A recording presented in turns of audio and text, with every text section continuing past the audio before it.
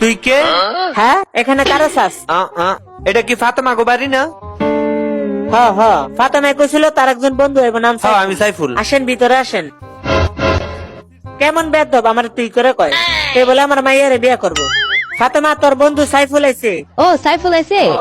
এই যে তোমার বান্ধবী আইছে। আমার বউর কত সুন্দর লাগতাছে, গালগুলা টমেটোর মতো লাল।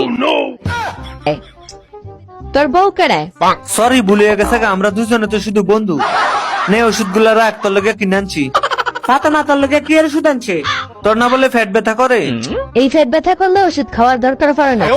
ডাক্তারে কইছে এই সবগুলো ওষুধের থেকে একটা করে লয়ে দিনে 3 বেলা খাইলে পেট ব্যথা ভালো হয়ে যাইবো। বলদার বাচ্চা এই সবগুলো ওষুধ এক লগে খাইলে আমি বাঁচ নুরে। মারিস না, আর একটা জিনিস আনছি। এই রাঞ্চস কি আর এটা দিয়ে কি করবি? এটা গলায় ফেললে জানোস কত সুন্দর লাগে, দাঁড়া তোরে দেখাইতেছি। দেখ কত সুন্দর লাগতাছে, চাকরের গলায় কাপড়ের মালা। ক্যাঙ্গারু এটা আমার আব্বা লাগে সর। তুই কিছু মনে করিস না, তারা একটু মাইরে আমি শিক্ষা দিতে চাই। ও মা গো। আরেকবার যদি তোর আমার বাড়ির আশেপাশে দেখি, তোর হাড্ডি গুলা হাতুড়ে দিয়ে কুত্তা রেখা